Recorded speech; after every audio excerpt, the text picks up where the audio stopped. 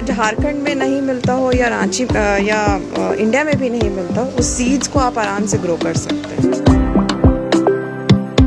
50 साल पहले तो लोगों के खेत में होता तो लोग अगल बगल बांटते थे कि अच्छा मेरे खेत का ही उगा हुआ है, आप खा लो आप खा लो। आजकल वो कॉन्सेप्ट ही नहीं है, आप उगा ही नहीं रहे तो आप बांटोगे क्या। Food is fuel, that is why Fuel Farmers. हमारा मेन प्रिंसिपल है, एक तो fresh food should be available to you within 500 meters, और दूसरा कि whatever food you are buying should be 95% at nutritional value. So pesticide traces और food traces obviously government बोलती है या हमारा लॉ है कि इतना परमिसेबल लिमिट है, बट हमारा कहना है कि वो परमिसेबल लिमिट भी हमको क्यों लेना है। सब्जियों के दाम जिस प्रकार दिन प्रतिदिन बढ़ रहे हैं, वहीं खेती योग्य ज़मीन पर जिस तरह से कंक्रीट के जंगल बढ़ते जा रहे हैं, वहीं रांची की एक कंपनी है फ्यूल फार्मर, जिसकी पहल से न सिर्फ लोगों को हरी और ताज़ी सब्जियां अपने घरों और बालकनियों से मिल रही हैं, वहीं इससे किसानों को एक नई तकनीक भी मिल रही है जिससे उनकी आमदनी भी बढ़ रही है। आपको कैमरे के नज़र से दिखाना चाहेंगे, ये फ्यूल फार्मर्स की एक पहल है जिसे अर्बन फार्मिंग कहते हैं, जिसके द्वारा जो हरी सब्जियां हैं उन्हें आप अपने घर पे ही उपजा सकते हैं और काफ़ी अच्छे तरीके से और काफ़ी कम समय पे इन सब्जियों को उपजाया जा सकता है। अभी हमारे साथ मौजूद हैं फ्यूल फार्मर्स की को-फाउंडर प्राची जी, उन्हीं से बात करते हैं। प्राची जी, कैसे ये सब संभव हो पाया टेरेस पे इस तरह से सब्जियों को उपजाना? एक्चुअली इस टेक्निक को बोलते हैं हाइड्रोपोनिक फार्मिंग। तो इसमें हम सिर्फ वाटर का यूज़ करते हैं सब्जी उगाने के लिए, कोई मिट्टी नहीं यूज़ होती है, सिर्फ कोकोपीट यूज़ होता है। और आप देख सकते हो यहाँ पे वाटर फ्लो कर रहा है और इसके रूट्स यहाँ पे हैंग कर रहे हैं। तो ये एक न्यूट्रिएंट सोल्यूशन में डिप्ट रहता है, न्यूट्रिएंट रिच सोल्यूशन होता है, जिससे प्लांट्स को जहाँ पे वो हैं वहीं पे उनको वो न्यूट्रिशन मिलता है, उनको उनके रूट्स को इधर उधर जाना नहीं पड़ता खाना खोजने के लिए। इसलिए जब हम उसी सोर्स पे उनको न्यूट्रिएंट्स देते हैं तो प्लांट्स की ग्रोथ ऊपर होती है ज़्यादा और कम टाइम भी लगता है। तो ये एक इजरायली टेक्निक है जिसको कि हमने सीखा ऑनलाइन और फिर हमने एक्सपेरिमेंट किया 2 इयर्स के लिए, और अब हम इसको कमर्शियली लॉन्च किए हैं मार्केट में। तो हमारे कस्टमर्स जो हैं सब्सक्रिप्शन में भी हैं, रेगुलरली उनके पास सैलेड लीव्स जाता है, बेसिल है, किसी भी तरीके का हरी जो भी लीफी ग्रीन्स होता है, जैसे पालक हुआ, धनिया हुआ, सैलेड लीव्स हुआ, बेसिल हुआ, जिस भी तरीके का है जो झारखंड में नहीं मिलता हो या रांची या इंडिया में भी नहीं मिलता हो, उस सीड्स को आप आराम से ग्रो कर सकते हैं। तो बस ये मतलब we just using the space actually, क्योंकि ये स्पेस को हार्डली हम लोग छत पे कितना टाइम बिताते हैं, शायद साल में 4 बार 5 बार, लेकिन एक स्पेस को हम यूटिलाइज़ करके अगर मान लीजिए उससे हमको ताज़ा खाने को मिल रहा है तो उससे बेटर यूटिलाइजेशन नहीं हो सकता स्पेस का। तो हमारा कॉन्सेप्ट ही यही है कि आपके पास जितने भी अनयूज्ड स्पेसेस हैं, जैसे गैरेज हुआ, रूफटॉप हुआ, या आप रांची में भी देखोगे कि कंस्ट्रक्शन बिल्डिंग्स है जो कि अब नहीं बन रही, अबैंडन हो गई है, तो वो एक स्पेस ऑक्यूपाई करके रखा हो जिसका कि कोई यूटिलिटी नहीं है। वहाँ पे अगर हम अर्बन इंडोर फार्मिंग शुरू करते हैं तो रांची के लिए पर से बहुत सा फ्रेश प्रोड्यूस हम जनरेट कर सकते हैं, जिसके लिए हम लोगों को इधर उधर जाने का नहीं ज़रूरत है। और सबसे बड़ी बात है कि इसमें कोई पेस्टिसाइड नहीं यूज़ होता, ये purely organic, in fact beyond organic ही है। तो आपको सस्ते दामों में ऑर्गेनिक खाना खाने के लिए मिल रहा है। जैसा कि कॉन्सेप्ट है कि ऑर्गेनिक खाना बहुत महंगा होता है, बट हमने उस चीज़ को अफोर्डेबल बना दिया है। अच्छा, जैसे आम तौर पे जो सब्जियां उपजाई जाती हैं उनमें जो खपत और समय लगता है, उसकी तुलना में इस तरह की तकनीक में जो खेती की जा रही है उसमें क्या खपत और क्या समय लग रहा है? हाँ, जैसे लीफी ग्रीन्स अगर आप सॉइल में करते हैं तो आपको समवेयर अराउंड 45 to 60 डेज़ लगता है उसको मैच्योर होने में, लेकिन यहाँ पे हम उस चीज़ को 28 डेज़ में कर लेते हैं। 28 डेज़ में हमारा सारा लीफी ग्रीन्स मैच्योर हो जाता है। आप उधर देखोगे तो फॉर एग्जाम्पल अगर बेसिल प्लांट है, ये मेरा 20 डे का प्लांट है सिर्फ, कुछ दिनों में इतना बड़ा ये हो जाएगा जिसको कि फिर आप सॉस में यूज़ कर लीजिए, सैलड में यूज़ कर लीजिए, पिज़्ज़ा में यूज़ कर लीजिए, जैसे भी अभी भी आप यूज़ कर सकते हो। बट प्लांट्स की जो ग्रोथ है वो फास्टर हो जाती है क्योंकि रूट्स को ट्रैवल नहीं करना पड़ता है। जितना ज़्यादा प्लांट के रूट्स को ट्रैवल करना होगा उतना टाइम लगता है खाना में। सॉइल में यही चीज़ होता है, रूट्स को ट्रैवल करना पड़ता है नीचे डिफरेंट न्यूट्रिएंट्स लेने के लिए। हमने वो सारी चीज़ इनको एक ही जगह पे दे दी है, तो इसीलिए इनकी ग्रोथ ऊपर होती है, नीचे में इतना ज़्यादा नहीं होता। अच्छा, बिना मिट्टी के इसको जो आप लोग उपजाते हैं, तो इसमें कैसे क्या तकनीक है, एक बार विस्तार से समझाएंगे? हाँ, तो ये हमारा नेट पॉट होता है ऐसा, इसमें हमने कोकोपीट, नारियल का भूसा जो होता है वो, और वर्मी कंपोस्ट मिलाया है। इसमें हम जर्मिनेट करते हैं। एक बार वो जर्मिनेट हो जाता है तो वैसा आप वहाँ पे देखोगे वो जो सेकेंड लेयर है वैसा। उसके बाद हम इसको सीधा न्यूट्रिएंट सोल्यूशन में डाल देते हैं, जो कि हमारे पाइप्स में रन करता है। Nutrient solution means? हाँ, न्यूट्रिएंट सोल्यूशन का मतलब ये हमारा एक रेजर्वॉयर होता है। आप इसमें देखिएगा नीचे रेजर्वॉयर में जो भी प्लांट को न्यूट्रिशन चाहिए होता है, जैसे हम लोगों को चाहिए होता है कैल्शियम, आयरन एट्सेट्रा जो हमारे सप्लीमेंट्स होते हैं, तो वैसे ही प्लांट्स को भी चाहिए होता है। तो वो सप्लीमेंट्स को हम न्यूट्रिएंट्स बोलते हैं बेसिकली। सॉइल में भी उनको वही चीज़ें मिलती है, लेकिन वो डिफरेंट बैक्टीरिया और फंजाई से मिलती है, इससे जिसको कि खाद बोला जाता है। तो उसको हम लोग लिक्विड फॉर्म में प्लांट्स को देते हैं और उस वाटर को सर्कुलेट करते हैं सिस्टम में, तो ये वाटर सर्कुलेट होते रहता है। सो जैसे अगर मान लीजिए सॉइल में आपको 20 लीटर पानी लग रहा है, तो इसमें आपको 2 लीटर पानी लगेगा। सो 90% लेस वाटर लगता है हम लोगों को प्लांट्स को ग्रो करने में। और अगर आप देखोगे वर्टिकली इसको, तो हमारा 85% लेस लैंड लगता है ग्रो करने में। जो चीज़ें हम 1 एकड़ में उपजाते हैं, जो भी प्रोड्यूस होता है 1 एकड़ लैंड में, उसका हमको 7 टाइम्स प्रोड्यूस हम वर्टिकल फार्मिंग में यूज़ कर सकते हैं। किस तरह की सब्जियां उपजाई जा सकती हैं? आप इसमें सारी कर सकते हो। लीफी ग्रीन्स को तो बहुत कम टाइम लगता है, 28 डेज का साइकिल है। तो अगर आप ऐसे सोचो तो लीफी ग्रीन्स सॉइल में किसी किसान को अगर 5 से 6 साइकिल मिलता है साल में, तो हमको 12 साइकिल मिलता है। तो आपका आय इनकम जो होता है वो बढ़ जाता है उसकी वजह से। प्लस इसमें टमाटर, खीरा, भिंडी, बैगन, जो जितना भी स्टेपल फूड हम लोग खाते हैं, जो कि झारखंड के लोग यूज़ करते हैं सब्जियां, वो सारी चीज़ें आप ग्रो कर सकते हैं। जी, जो तकनीक है, इस तकनीक को बाज़ार में कितना समर्थन मिल रहा है? ये कॉन्सेप्ट अभी फेयरली न्यू है फॉर इंडिया ऑल्सो, और रांची के लिए तो डेफिनेटली, झारखंड के लिए हैं। यहाँ पे भी हाइड्रोपोनिक ग्रोअर्स हैं, बट अभी जो कॉन्सेप्ट है इनका वो यही है कि आप बड़ा सा लैंड लो, उस पर ग्रीन हाउस बनाओ, फिर आप फार्मिंग करो।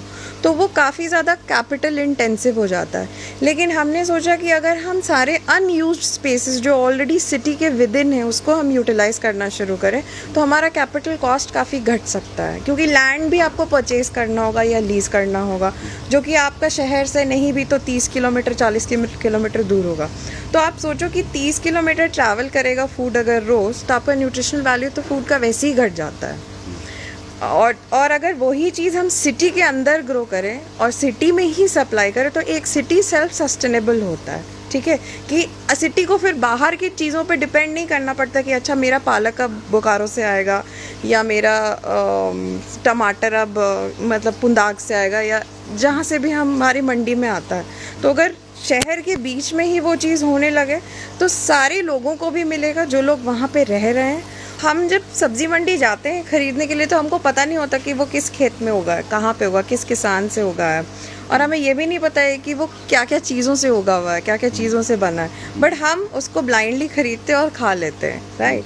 हमारे यहाँ पे जो कॉन्सेप्ट है कि आपको पता होना चाहिए आप क्या खा रहे हो, because food is fuel, that is why Fuel farmers. ठीक है, तो अगर आपका फ्यूल ही कंटामिनेटेड होगा तो आपके शरीर में लगेगा क्या? इसीलिए हम इस कॉन्सेप्ट पे काम कर रहे हैं कि हमारा सिटी को सस्टेनेबल होना चाहिए। सिटी सस्टेनेबल करने के लिए हमें छोटे छोटे सोसाइटीज़ को एम्पावर करना पड़ेगा, धीरे धीरे करके, जो कि खुद के लिए ग्रो करें और खुद के लिए खाएं, आसपास के लोग। पहले अगर आप सोचोगे कि आज से 50 साल पहले तो लोगों के खेत में होता तो लोग अगल बगल बांटते थे कि अच्छा मेरे खेत का ही उगा हुआ है, आप खा लो। आजकल वो कॉन्सेप्ट ही नहीं, आप उगा ही नहीं रहो तो आप बांटोगे क्या, राइट। तो हम basically at Fuel Farmers we are working on that. 2 हमारा मेन प्रिंसिपल है। एक तो fresh food should be available to you within 500 meters. आपको 500 मीटर से ज़्यादा कहीं ट्रैवल ही नहीं करना है फ्रेश फूड के लिए। और दूसरा कि whatever food you are buying should be 95% at nutritional value, तभी वो आपके लिए हेल्पफुल है। नहीं तो आप लीफी ग्रीन्स देखो, अगर इनको हम अपरूट करके मार्केट में बेचते हैं, आपको सूखा हुआ पत्ता ही दिखेगा, फिर भी लोग वही लेते हैं क्योंकि कुछ ना कुछ तो चाहिए उनको। फिर आप देखोगे कि बहुत से लोगों को पालक से एलर्जी है, गैस्ट्रो प्रॉब्लम्स है, गैस की इश्यूज़ है, एसिडिटी है, लेकिन वो एक्चुअली पालक से नहीं होता है, वो उसमें जो छिड़काव किया जाता है उसको आइदर ग्रो करने में या उसको प्रिजर्व करने में, ताकि वो उतना दूर ट्रैवल कर सके फ्रेश, उस वजह से होता है। सो पेस्टिसाइड ट्रेसेस और फूड ट्रेसेस ऑब्वियसली गवर्नमेंट बोलती है या हमारा लॉ है कि इतना परमिसेबल लिमिट है, बट हमारा कहना है कि वो परमिसेबल लिमिट भी हमको क्यों लेना है। हम अगर पेस्टिसाइड फ्री फूड खा सकते हैं और उगा सकते हैं तो फिर हम वो भी क्यों 4% भी हम क्यों लें, क्योंकि वो तो मार्जिन होता है 4% एज़ पर द लॉ कि 4% परमिसेबल लिमिट है, बट आर कॉन्सेप्ट इसकी वो भी क्यों करना है जब हमें पता है कि हम जहर खा रहे हैं। तो क्या आप 4% जहर लोगे या आप रेकमेंड करोगे? नहीं ना। जो नए लोग हैं जो इस अर्बन फार्मिंग से जुड़ना चाहते हैं, हाँ। उनको कितना खर्च पड़ेगा इस तरह की खेती पे? अच्छा, हमारा जो कॉन्सेप्ट है, ऑब्वियसली हाइड्रोपोनिक फार्मिंग थोड़ा कैपिटल इंटेंसिव है, बट चूंकि हमने अभी सिस्टम डिज़ाइन किया है जिसको कि हमने लोकलाइज कर दिया है, सो आर कमर्शियल यूनिट 500 प्लांटा का जो है that is available for 24,000 only. अगर आप उसको ओन करना चाहते हो तो आप ओन कर सकते हैं, 24,000 आप पे करिए, we'll install the unit and we'll give you complete training also, hand holding also. Plus हमको ये भी पता है कि आप 500 के कमर्शियल यूनिट को आप डेली कंज्यूम नहीं कर सकते हो, so we'll buy back your produce also, that gives you an income कि आप उससे अर्न कर सकते हो उस यूनिट से।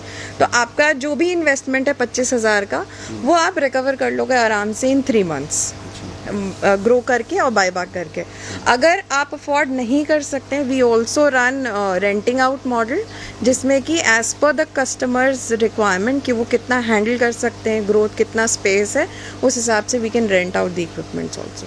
सो the rental is somewhere around 1,200 rupees a month. तो आमदनी के हिसाब से अगर देखा जाए, हाँ।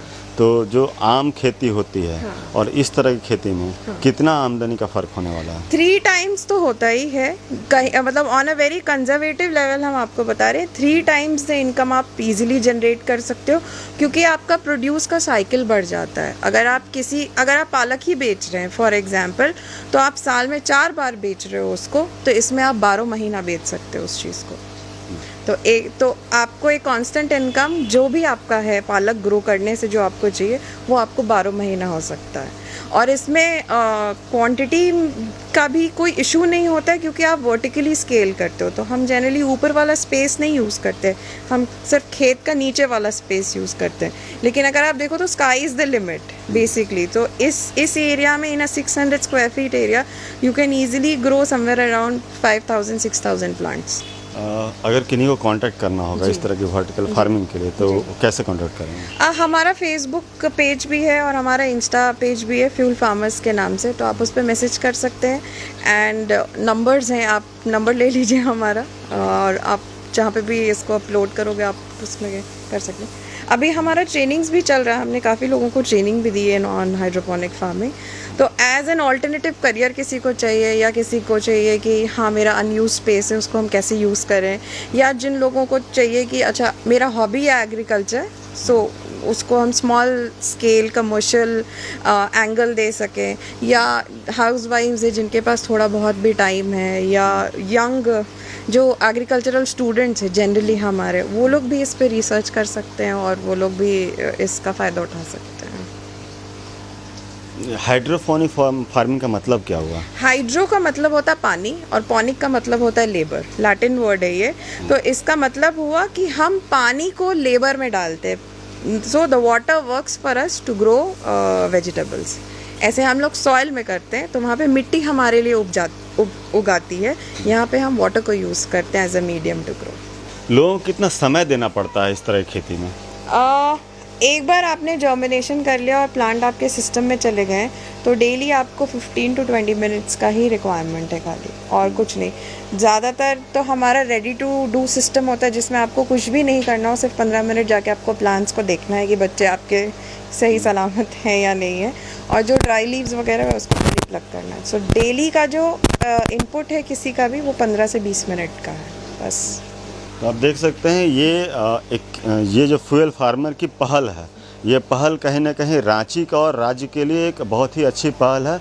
सब्जियों को, ताज़ी हरी सब्जियों को घरों की छतों पर, बालकनियों पर उपजा कर आप ना सिर्फ उसे खा सकते हैं, यूज कर सकते हैं, बाज़ारों में सेल करके आप उससे अच्छी खासी आमदनी भी ले सकते हैं। हम आगे भी इसी तरह के अपडेट देते रहेंगे। तब तक के लिए बने रहें झारखंड अपडेट्स के साथ। कैमरामैन जितेंद्र शर्मा के साथ मिथिलेश सिंह।